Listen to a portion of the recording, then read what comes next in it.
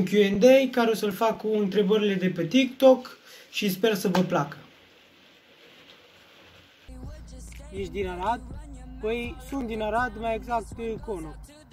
Te pricep cu animeurile?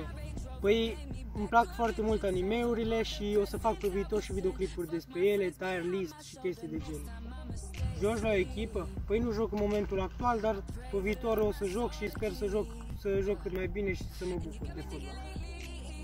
Care este echipa ta preferată în afară de Barça? Păi în afară de Barça e Steaua. Cât durează să faci un videoclip?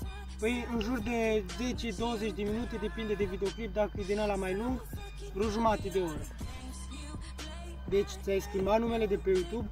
Pur și simplu mi l-am schimbat pentru că am vrut să schimb, să fie numai fotbal, numai Fortnite și chestii de genul.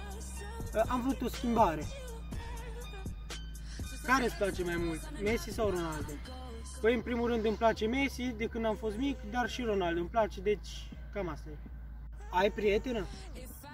Păi nu am încă.